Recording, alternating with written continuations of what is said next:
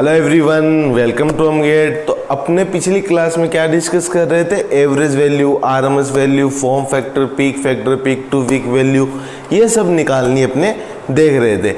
अब वो किसके लिए निकाल रहे थे, उसकी कुछ एक्सटेंडेड वेव फॉर्म्स है, वो अपने आज की क्लास में डिस्कस करेंगे। कुछ एक्सटेंडेड वेव फॉर्म का अपने देखेंगे, फिर कोई भी वेव फॉर्म अपने पास आ जाती है उनका कैसे निकालते हैं वो अपने डिस्कस करेंगे। ये फर्दर अपने एनालिसिस में यूज में बहुत आएगा, इसलिए इसको मैंने अलग टॉपिक से करवाना जरूरी समझा। ठीक है, तो आज की क्लास में अपने कुछ स्टैंडर्ड वेव फॉर्म है जो डायरेक्ट आ जाती है, जिनके अपने को डायरेक्ट याद रखने हैं, वो सारे निकलेंगे वैसे ही जो फॉर्मूले हैं, बट अपने को डायरेक्ट याद रखने हैं। तो उसके लिए मैंने आपको कुछ स्टैंडर्ड वेव फॉर्म दी है, आप वो सारे फॉर्मूले अप्लाई करके इनका निकालिए, पोज करके ये सारी जो वेव फॉर्म मैंने दे रखी है। इसके बाद में अपने डिस्कस करते हैं कि क्या आता है। ठीक है, तो पोज करके आप ये निकाल के देखिए इनका, पीछे वाली क्लास में जो फॉर्मूले लिखवाए थे उनके अकॉर्डिंग। ठीक है, तो आप लोग अगर पोज करके निकाल रहे हो तो निकालो, फिर मैं इसको डिस्कस कर रहा हूँ, मेरे इसको सॉल्यूशन को मिलाना कि आपका सही आया है या नहीं आया है। ठीक है, तो पहला क्या है आपका, पहला आपका डीसी है। ठीक है, आइडियल डीसी है ये, क्योंकि आपको पता है डीसी क्या होता है, यूनिडायरेक्शनल होता है, और आइडियल है, कांस्टेंट है ना, इसके अंदर कोई रिपल नहीं आ रहा, रिपल फैक्टर 0 है। ठीक है, तो आइडियल डीसी है। अब सबसे पहले मैंने आरएमएस की बात की, तो आरएमएस वैल्यू क्या होती है, वन टाइम पीरियड के अंदर है ना, 1/t इंटीग्रेशन, इसका जो फंक्शन है, अगर वोल्टेज है तो वोल्टेज, करंट है तो करंट, उसका स्क्वायर dt एक टाइम पीरियड की लिमिट होगी अंडर रूट। ठीक है, एवरेज वैल्यू क्या थी, वही सिमेट्रिकल और अनसिमेट्रिकल में मैंने दो फॉर्मूले लिखाए थे, उसको भी टाइम पीरियड के हिसाब से डिस्कस करेंगे। बट इसमें तो डीसी है, कांस्टेंट वैल्यू है, तो इसकी तो वीआरएमएस आपकी सेम आएगी, वीआरएमएस यही आएगी। अगर मैं वी एवरेज की बात करूँगा वो भी ए आएगी, वी मैक्सिमम वैल्यू की बात करूँगा तो वो भी ए ही है, मैक्सिमम वैल्यू ए ही है इसकी। अब तीन चीज़ें और है, आपका पीक फैक्टर, फॉर्म फैक्टर और V peak to peak value. Peak factor क्या बताया था कि maximum value upon RMS value, जो पीक फैक्टर मैंने बताया था maximum value divided by RMS value, यानी a/a यानी 1 होगी इस वेव फॉर्म की, याद रखनी है आपको। फॉर्म फैक्टर क्या था, RMS value divided by average value. Form factor क्या था, आरएमएस वैल्यू और एवरेज वैल्यू का रेशियो, मतलब कितना है वो भी a/a 1 होगा इसका पीक टू पीक वैल्यू। अब इसकी बिलो 0 है अपॉन a, तो a-0 क्या होगी आपकी, ऊपर वाली a है नीचे 0 है, इसकी मैक्सिमम वैल्यू a है, मिनिमम वैल्यू 0 है इसकी, तो क्या होगी इसकी भी peak to peak value a होगी। ठीक है, ए होगी। तो ये इसकी आपकी आइडियल डीसी की आपको याद रखनी है। आरएमएस डायरेक्टली जो दे रखी है वही होती है, एवरेज भी वही होती है, मैक्सिमम भी वही होती है, पीक फैक्टर फॉर्म फैक्टर दोनों 1 होता है। पीक टू पीक वैल्यू इसकी जो दे रखी है अपने को, एम्पलीट्यूड जो दे रखा है वही होता है। अब इसकी बात करेंगे, आइडियल एसी की बात करेंगे, साइनोसॉइडल वेव है। अब ये आपकी सिमेट्रिकल है या एसिमेट्रिकल है, सर ये एरिया इसका और ये एरिया इसका सेम है, a1 इक्वल्स टू a2 है आपका, ये अगर a1 है ये a2 है तो a1 a2 है, और ये पॉजिटिव में या नेगेटिव में कैंसिल कर देंगे। मतलब अगर मैं फुल साइकिल की बात करूँगा, फुल साइकिल की बात करूँगा, तो अगर मैं एवरेज वैल्यू की बात कर रहा हूँ, अभी वोल्टेज दे रखा है तो वोल्टेज, करंट था तो करंट, तो वोल्टेज एवरेज की बात कर रहा हूँ तो ये आपकी 0 होगी।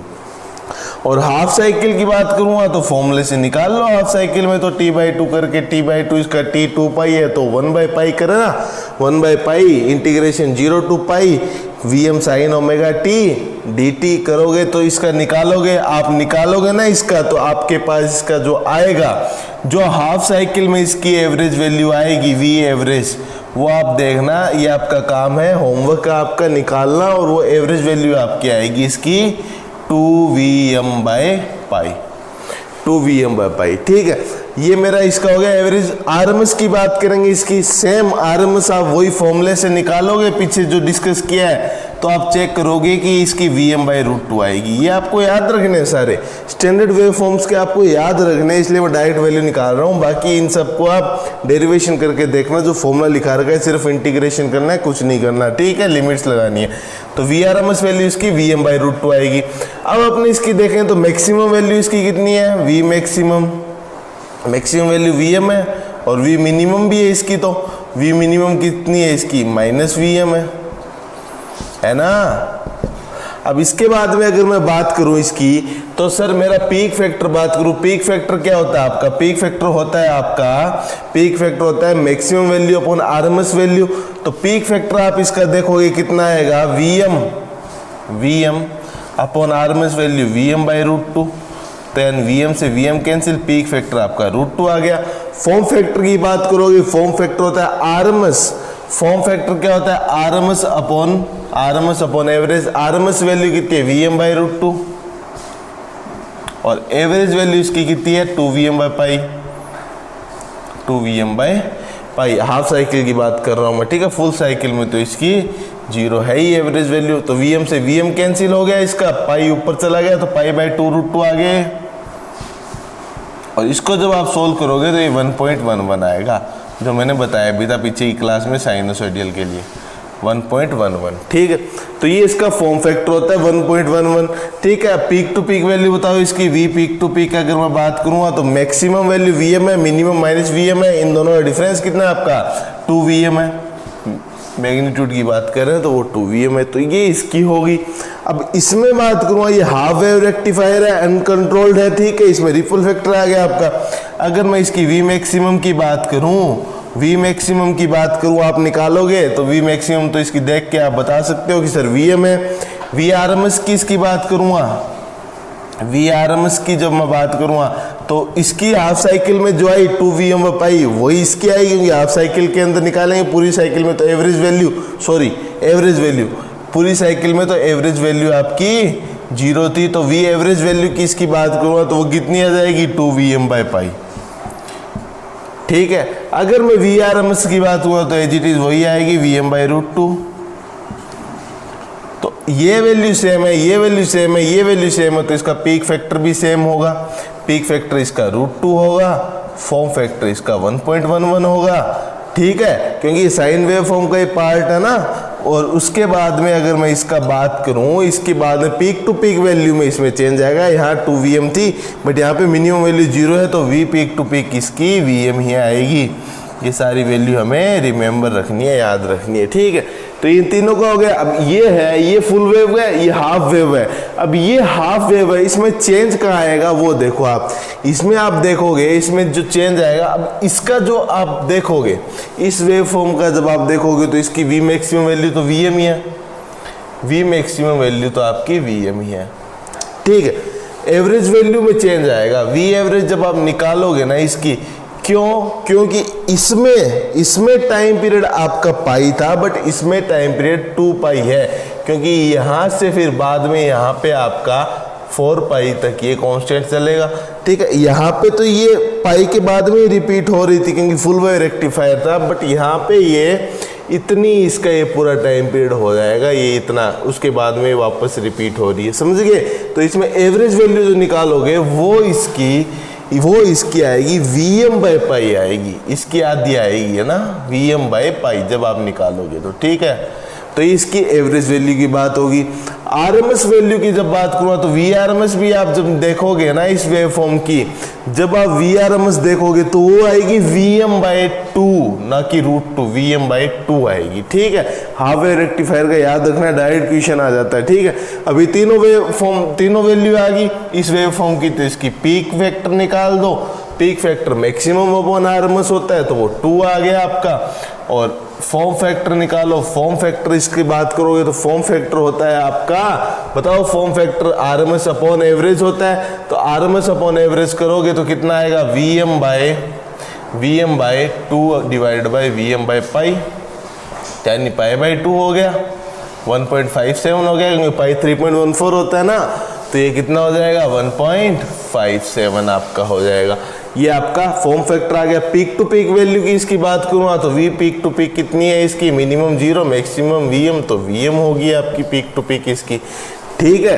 तो ये आपका पीक। अब इसकी बात करूँ, ये स्क्वायर वेव फॉर्म है, इस वेव फॉर्म की आपको बतानी है ना, इस वेव फॉर्म की बतानी है, तो वही अब इसका सिमेट्रिकल देखूंगा मैं, तो ये एरिया है A1, ये एरिया है A2, दोनों बराबर है, इक्वल है और अपोजिट है। इसका पॉजिटिव साइन है, इसका नेगेटिव साइन है, क्योंकि एम्पलीट्यूड A और माइनस A है, इसलिए इसका निकालोगे। यहाँ का टाइम पीरियड T/2, यहाँ का टाइम पीरियड T/2, रेक्टेंगल है तो रेक्टेंगल का एरिया देखो, लेंथ इंटू ब्रेड देखोगे, ठीक है। अभी रेक्टेंगल नहीं है, स्क्वायर भी है, एरिया तो सेम तरह से निकलेगा। अगर ये और ये साइड सेम जो भी है, ठीक है, तो आपको एरिया निकालना आता ही है। तो इसकी अपने बात करेंगे, इस वेव फॉर्म की अगर अपने बात करेंगे, तो अगर मैं फुल साइकिल की बात करूं, फुल साइकिल की अगर मैं बात करूं तो एवरेज वैल्यू इसकी क्या हो जाएगी, एवरेज वैल्यू 0 हो जाएगी। और हाफ साइकिल की अगर बात करूँगा, हाफ साइकिल की अगर मैं बात करूँगा, हाफ साइकिल, उसमें आप एवरेज वैल्यू इसकी निकालोगे, उसमें इसकी एवरेज वैल्यू आएगी जैसे अपनों ने इसमें देखा था कि फुल साइकिल में अपनी एवरेज वैल्यू 0 आ रही थी,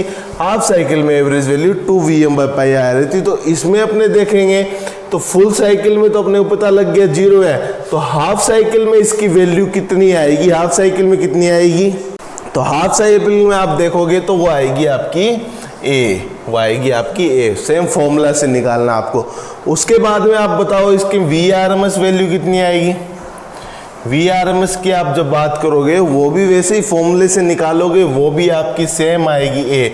आप देखना ये सारी वैल्यू मैच करेगी इस वेव फॉर्म के साथ में, देखते जाओ। जैसे अपने अब इसके बाद में मैक्सिमम वैल्यू अपने को पता है इसकी कितनी है, ए है, मैक्सिमम वैल्यू भी पता है ए है, तो इसका पीक फैक्टर 1 है, फॉर्म फैक्टर 1 है, बट इसकी पीक टू पीक वैल्यू 2 है, वी पीक टू पीक। बस ये डिफरेंस है, बाकी सारी चीज़ें इस वेव फॉर्म के साथ सेम है, इसकी डीसी वेव फॉर्म के साथ सेम है ना, इस ऐसे भी याद रख सकते हो आप इसको।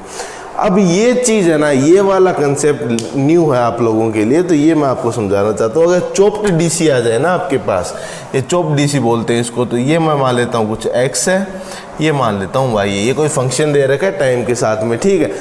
तो इसकी जब आप आरएमएस वैल्यू निकालोगे ना, Vrms, वो आपको निकालोगे तो वो कैसे निकालोगे, देखो अंडर रूट ये वाला x divided by total y, x divided by total y into में एम्पलीट्यूड इसका, तो ये आपको ऐसे याद रखना है, ठीक है।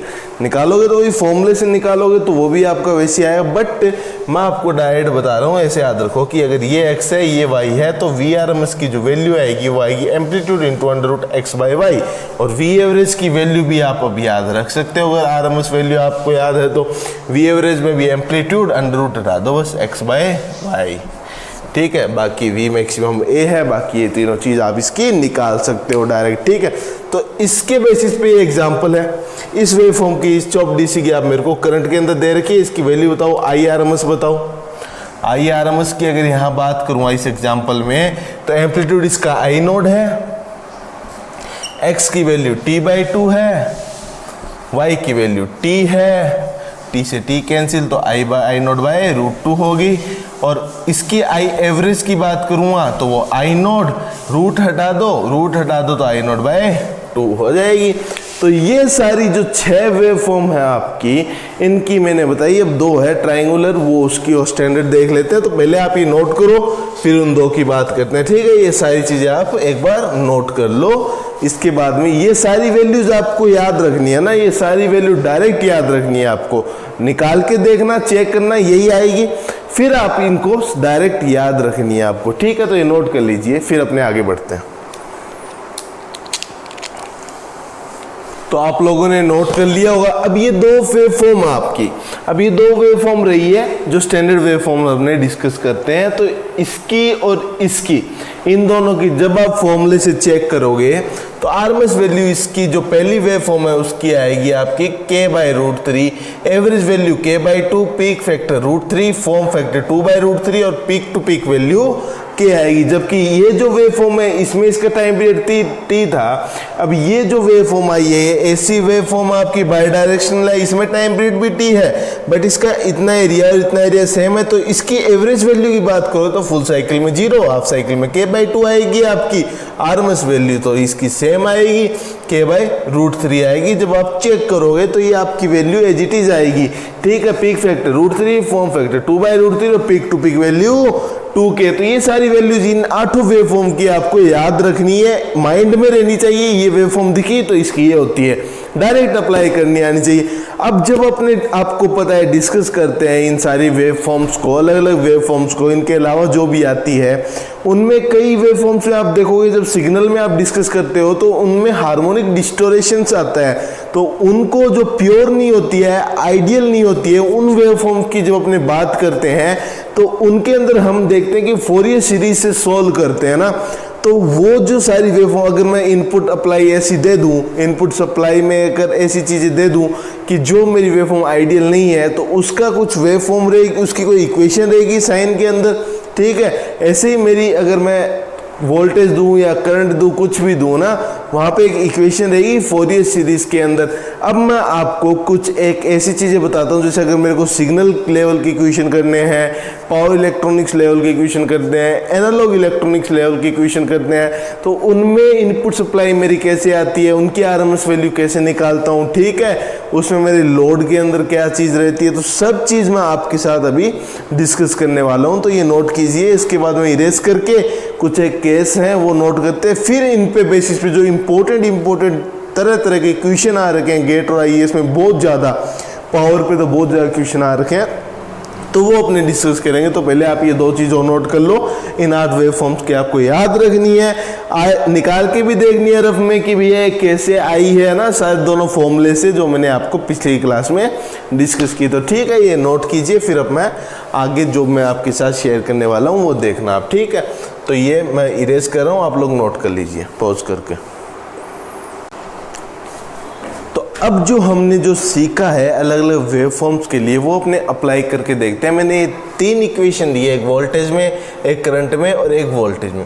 इन तीनों की मेरे को आरएमएस और एवरेज वैल्यू निकालनी है। वो कैसे निकालनी है, आपको अगर ऐसे आ जाए फोरियर सीरीज में कुछ भी दी हुई तो आप कैसे करोगे। आप इसमें नोट करोगे कि सर ये मेरी डीसी है क्योंकि सिंपल वी नोड है, यहाँ पे साइन आ गया, यहाँ पे साइन आ गया, एज इट इज यहाँ ही है, यहाँ फेज डिफरेंस आ गया सर।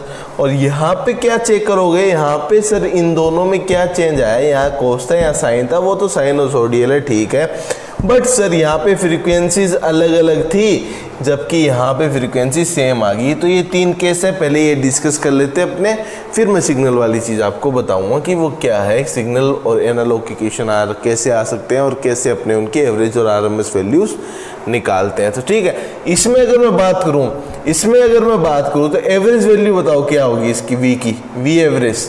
सर हमने पढ़ रखा है साइनोसॉइडल की तो एवरेज वैल्यू 0, तो इन दोनों की तो एवरेज निकलेगी नहीं, और डीसी है इसकी तो एवरेज वैल्यू वी नोट हो जाएगी। डायरेक्ट बता सकते हो। वी आरएमएस बताओ, वी आरएमएस सर हमने पढ़ रखा है रूट मीन स्क्वायर वैल्यू, यानी रूट में आएगी, डीसी की आपकी उसी का स्क्वायर कर दो, वी नोट का स्क्वायर प्लस ये एसी है, एसी की मैंने क्या बताई थी, V1 बाय रूट 2, अब इसका स्क्वायर कर दो प्लस V2 बाई रूट 2, इसका स्क्वायर, एज इट इज ऐसे ही चलते जाना है, आपको कैलकुलेट करनी है आरएमएस वैल्यू। ठीक है, निकल गई, इजी थी। तो ये निकल गई, तो ये बताओ इसमें फेज शिफ्ट आ गया। सर अब क्या करेंगे, तो मैंने आपको बताया था फेजर जब शुरू किया था कि फेज शिफ्ट सिर्फ अपने को इतनी बात बताता है कि वेवफॉर्म पहले शुरू हो रही है या बाद में शुरू हो रही है। इसका आरएमएस और एवरेज वैल्यू से क्या लेना देना, वेवफॉर्म तो सेम है, उसकी पीक वैल्यू और डाउन वैल्यू तो सेम है, मिनिमम वैल्यू और मैक्सिमम वैल्यू, और वेवफॉर्म का टाइम पीरियड भी सेम है।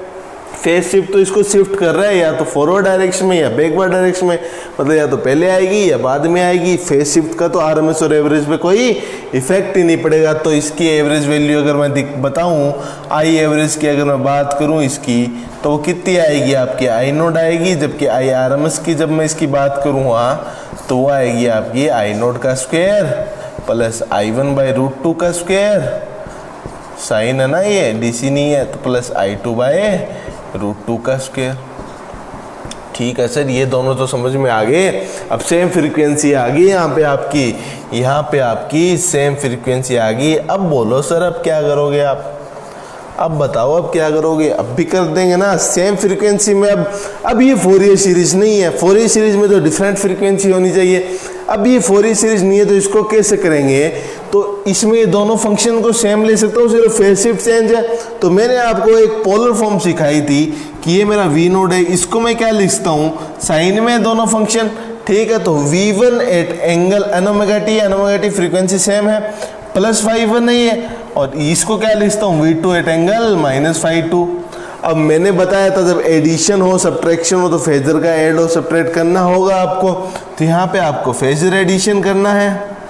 लेट से मैंने जब फेजर एडिशन किया तो ओवरऑल मेरा फेज आया ∅x प्लस का ∅x आया, ये मैंने माना ये मेरा फेजर एडिशन के बाद है, ओवरऑल ये आया मेरा लेट से, ठीक है, ये आया है ना। आपने को देखना है कि एवरेज और आरएमएस कैसे निकालते हैं, इसलिए मैंने माना कि ∅x आ गया सर, इनका फेजर एडिशन किया तो लास्ट में क्या बच गया V0 प्लस V1 और V2 का जब मैंने किया तो मैंने माना V1 और V2 से जो मेरी वैल्यू आई वो मैंने मान ली चलो Vm आएगी, इनका जब एडिशन करेंगे ना दोनों फेजर का तो मेरी Vm आ गई, ठीक है। अब वो Vm आ गई, अब एंगल मेरा आ गया प्लस का ∅x, ये मेरा प्लस का ∅x आ गया, ठीक है। तो इसकी जब अपने बात करेंगे ये किसके बराबर हो जाएगा, V0 plus Vm sine n ω t plus ∅x। अब इसकी आप निकाल सकते हो डायरेक्ट, एवरेज वैल्यू की अगर मैं बात करूँगा तो V0 हो जाएगी, आरएमएस वैल्यू की जब मैं बात करूँगा वो आपकी RMS value under root V0 का square plus Vm by root 2 का स्क्वायर, ठीक है। ये मैंने बताया आपको दोनों का कैसे आपको निकालना है, ठीक है। फेजर एडिशन आप कर लोगे, V1 और V2 को कैसे करना है आपको अंडर रूट करके स्क्वायर करके आपको Vm की वैल्यू निकाल लेनी है। वो आप जब अपने फेजर का कोई क्वेश्चन आएगा सोल्व करूँगा तब मैं बता दूँगा कैसे आई है वैल्यू।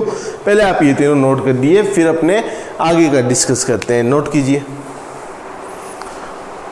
आप लोगों ने नोट कर लिया। तो अब जो केस मैं आपके साथ डिस्कस करने वाला था कि सर नेटवर्क थ्योरी में अपने क्या पढ़ते हैं, सिग्नल में क्या पढ़ते हैं, एनालॉग में क्या पढ़ते हैं, वो अपने कैसे निकालेंगे, उनकी वैल्यूज को कैसे निकालेंगे। जो हमने सीखा है वो हमें अब अप्लाई करना है, ठीक है। जो भी अपने पीछे की फेजर डायग्राम सीखे, आरएलसी सर्किट के लिए सीखे, जिनके लिए भी सीखे, पावर निकालने देखी, वो अपने को अब अप्लाई करनी है इन सभी चीज़ों पे कि वे कैसे निकालते हैं।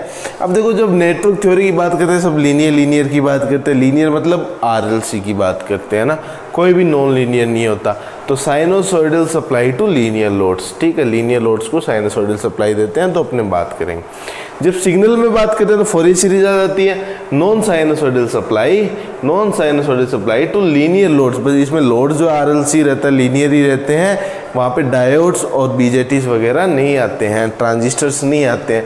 जबकि एनालॉग और पावर इलेक्ट्रॉनिक्स की जब अपने बात करते हैं वहाँ पे थायरिस्टर वगैरह, और यहाँ पे आप देखोगे एनालॉग में जब डायोड वगैरह नॉन लीनियर डिवाइसेज आ जाती है तो उस केस में अपने देखते हैं sinusoidal supply to non linear loads अगर हो अपने तो अपने कैसे डिस्कस करेंगे। तो अगर मैं पहले नेटवर्क की लीनियर लोड्स की अपने बात करता हूं तो इसमें अगर मैं आपसे पूछूं कि इसकी मेरे को P बताओ, P क्या होती है, एक्टिव पावर। एक्टिव पावर मैंने आपको बताई थी कि VI cos phi सिखाई थी ना लीनियर लोड्स में, आरएलसी में जब बात कर रहे थे। तो यहाँ पे अगर मैं पूछूं तो इसकी V आएगी, जो यहाँ पे V आएगी, फिर I आएगा, और यहाँ पे फिर कोस में आएगी ना, ये कुछ आएगा। तो ये जो V आएगा वो मैं क्या लिखूँगा, V1 लिखूँगा या आरएमएस वैल्यू लिखूँगा इसकी। तो हमेशा याद रखना जब पावर एक्टिव की बात करते हैं, रिएक्टिव की पावर की बात करते हैं, तो यहाँ पे जो वैल्यू आएगी पहले V वो आरएमएस वैल्यू आएगी, तो V1 बाय रूट 2, ऐसे I1 बाय रूट 2। ऑफकोर्स है इन दोनों के अंदर फेज डिफरेंस लिखना है, यहाँ पे इन दोनों में फेज डिफरेंस लिखना है, तो कितना आएगा फेज डिफरेंस, इसका फेज ये है, इसका फेज ये है, तो ओमेगा टी से ओमेगा टी कैंसिल हो जाएगा। अब θ1 माइनस ∅1 लिख दूँ यहाँ पे, θ1 माइनस ∅1, ये मेरी वोट्स में आ गई। और एस की जब बात की थी मैंने, अब ये मैंने साइन लिया ना रेफरेंस, इसलिए मेरा ये यहाँ पे कोस में वहाँ पे मैंने डिस्कस किया कर रखा है आपका आरएलसी जब पढ़ा रहा था, वहाँ पे P और S निकालना, ठीक है, ट्राइंगल रूल से अपनों ने सब कुछ देख रखा था। तो एस की जब बात करूँगा, एस से पहले चलो Q देख लेते हैं, रिएक्टिव पावर की बात कर लेते हैं ना। तो रिएक्टिव पावर की बात की थी, उसमें भी VI पर यहाँ साइन आया था और इनका फेज डिफरेंस और इसकी यूनिट VAR थी, वास थी, ठीक है। फिर एस की और बात कर लेंगे।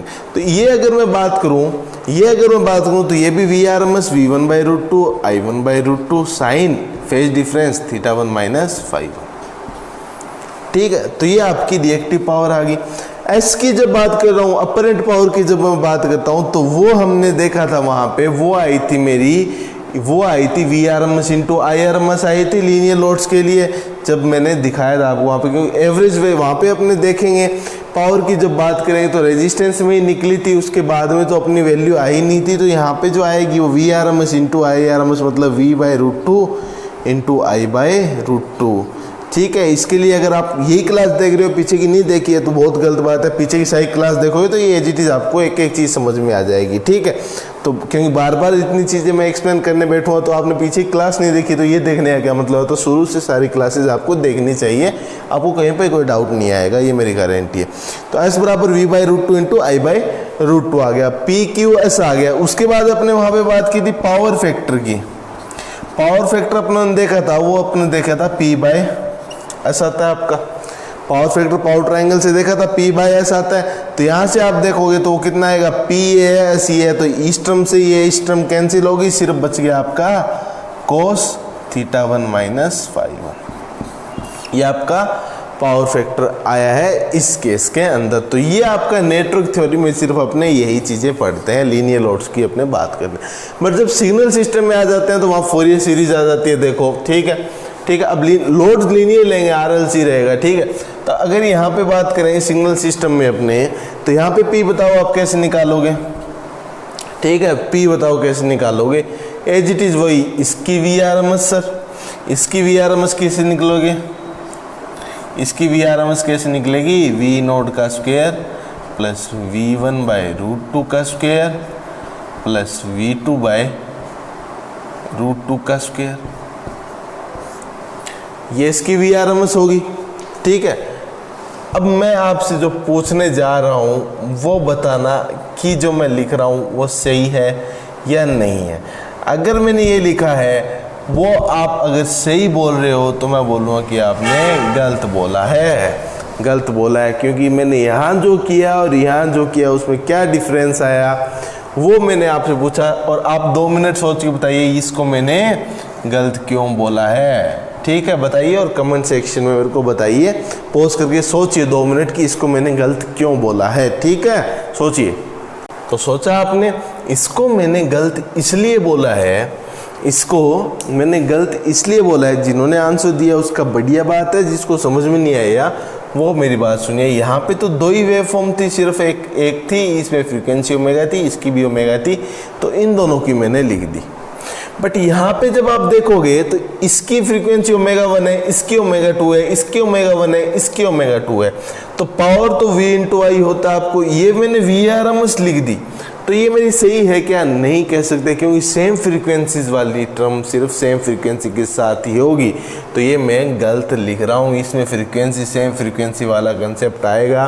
तो इसकी जो आप P की वैल्यू आप देखोगे, इसकी जो आप ये से करके निकालोगे तो गलत हो जाएगा, VRMS एक साथ ले लोगे तो, क्योंकि फ्रीक्वेंसी चेंज हो रही है, फोरियर सीरीज आ गई यहाँ पे, एक ही फ्रीक्वेंसी पे बात नहीं कर रहे अपने। तो इसकी जब P निकालोगे तो DC का DC के साथ मल्टीप्लाई होगा, V नोट इंटू आई नोट, प्लस सेम फ्रीक्वेंसी का सेम फ्रीक्वेंसी के साथ मल्टीप्लाई होगा दूसरी की। तो अगर जहाँ पे ओमेगा 1 है, इस वेव फॉर्म की अगर बात करूँ, इस वेव फॉर्म में इसके साथ ओमेगा 2 के साथ कैसे मल्टीप्लाई कर सकता हूँ, इस फ्रीक्वेंसी के साथ, तो इसका मल्टीप्लिकेशन 0 ही आएगा ना। तो अगर मैं बात करूँ तो इसका इसी के साथ होगा, तो इसकी RMS V1 by root two, इसकी I1 by root two into cos, इसमें फेज डिफरेंस देखेंगे अपने कितना आएगा, थीटा 1 माइनस फाई 1। ऐसे ही V2 by root two, I2 by root two, cos phase difference theta 2 minus phi 2, और ये ऐसे चलता रहेगा आपका, ये ऐसे चलता रहेगा आपका। अगर ये मैंने P की बात कर ली, एज इट इज ऐसे ही आप मेरे को बताइए Q क्या आएगा आपका, इसमें Q क्या आएगा सर, Q सेम आएगा, Q सेम आएगा कैसे, बस कोस किसका साइन आ जाएगा, है ना, V1 by root two, I1 by root two, sine theta 1 minus phi 1, as it is ये आगे चलता रहेगा, साइन आ जाएगा कोस की जगह। S की बात करेंगे, S की बात करेंगे तो S आपका क्या होगा, S आपका होगा VRMS इंटू IRMS। इसमें आपको डायरेक्ट लिख सकते हो कि V की RMS इंटू I की RMS, इसमें कोई फ्रीक्वेंसी दिक्कत नहीं है। तो इसमें आप ये लिख सकते हो कि एस आप लिखोगे तो वी नोड का square plus V R M S into I R M S है ना, तो पूरी की आर एम एस लिखेंगे वी आर एम एस, तो I one V one by root two का square, V two by root two का square, ए जी T J चलेगा। फिर मल्टीप्लाई करेंगे इसको आई नोड का square plus I one by root two का स्क्वायर आई R M S से, तो ये चलेगा। तो ये आपका V R M S into I R M S ऐसा आ गया आपका। ये अगर आपका एस आ गया है, अब मैं आपसे पूछूं इसका जो पावर फैक्टर होगा वो क्या होगा, इसका जो पावर फैक्टर होगा वो क्या होगा। पावर फैक्टर आप बोलोगे सर पी बाय एस होगा, इसका पी बाय एस होगा, ठीक है। तो ये आप इसका निकाल लोगे, पी बाय एस से जो भी आपकी वैल्यू आ रही है वो आपकी यहाँ पे आप लिख दोगे, ठीक है। तो ये आप नोट कीजिए, फिर अपने एनालॉग का डिस्कस करते हैं। तो नोट कर लिए ये दोनों आपने। अब अपने एनालॉग और पावर इलेक्ट्रॉनिक्स में देखते हैं कि क्या चेंज आया है इनमें से। ये क्या रहता है, इसमें नॉन लीनियर लोड्स आ जाएंगे, डायोड, ट्रांजिस्टर्स वगैरह, सीआर वगैरह, ठीक है। तो इसमें जब आप देखोगे तो साइनोसॉइडल अकेली सप्लाई है इसके ऊपर, पूरा करंट ये आपका फोरियर सीरीज में है, जबकि साइन आपका सिर्फ एक ही वेवफॉर्म दे रखी है। तो मैंने आपको बताया सेम फ्रीक्वेंसी का सेम के साथ, तो इसकी पी एक्टिव पावर पूछना तो क्या बोलोगे आप, इसमें आप बोलोगे सर इसमें तो डीसी है ही नहीं, वी नोड की वैल्यू 0 है आपकी और इसमें आई नोड है, तो पहला तो 0 हो गया, V naught into I naught आप करोगे तो। उसके बाद देखोगे तो V one by root two into I one by root two, और सर आपका P है तो कोस आएगा, ओमेगा वन सेम है तो theta one minus phi one हो जाएगा, ठीक है। ये आपका P आ गया वोट्स में। दूसरे के साथ तो 0 ही आएगा क्योंकि दूसरी फ्रीक्वेंसी है नहीं। ऐसी Q की बात करूँ तो Q भी ऐसे आ जाएगा, V one by root two I one by root two sine theta one minus phi one, ये आपका वार्स में आ गया। S की आप बात करोगे ना तो वो आपका V R M S into I R M S, एस तो यही होता है अपरेंट पावर। तो एस की बात करेंगे तो सर वो आएगी V one by root two into I R M S. अब आपका बताओ फोरियर सीरीज के लिए अंडर रूट बताओ कितना आएगा, आई नोट का square plus I one by root two का स्क्वायर, ए जी टी जी आगे चलता रहेगा और इनका मल्टीप्लीकेशन आपका ऐसा आ जाएगा। पावर फैक्टर, अब इसमें जो इंटरेस्टिंग चीज है ना वो ये है इसका पावर फैक्टर। कैसे, पी बाई एस करोगे ना आप, पी बाई एस करोगे तो पी आपका ये है पूरा V one by root two I one by root two cos theta one minus phi one is divided by V one by root two is multiply with I naught का square plus I one by root two का square से A G T ये आगे चलता रहे। तो ये मैं अगर बात करूं तो इसमें क्या चीज है, जनरली पावर फैक्टर होना चाहिए वो आपका 1 होना चाहिए ना, बट नॉन लीनियर लोड्स आने के कारण क्या हुआ, देखो V one by root two से V one by root two cancel हो गया। इसकी जब मैं वैल्यू करूँगा तो इसकी जब मैं बात करूँगा तो ये लेस देन 1 आएगा और ये आपका लेस देन 1 है ही कोस, ठीक है। यहाँ पे बात करो ये आपका लेस देन 1 है, तो ये भी लेस देन 1 तो ये बहुत ज़्यादा लेस देन 1 हो गया। मतलब इसमें जो पावर फैक्टर है वो बहुत कम हो गया, पावर फैक्टर कम हो गया तो एफिशिएंसी भी कम होगी।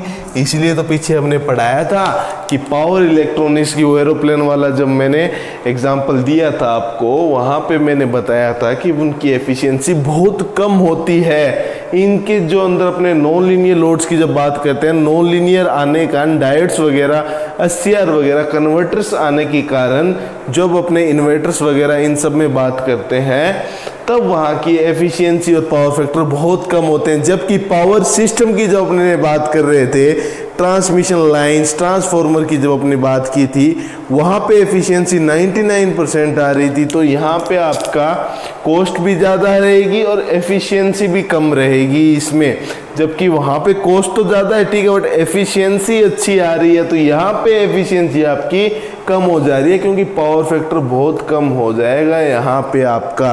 तो ये आप देखोगे ये डिस्टोरेशन आने के कारण, नॉन लीनियर लोड्स के कारण यहाँ पे पावर फैक्टर की वैल्यू बहुत कम हो जा रही है एनालॉग इलेक्ट्रॉनिक्स में।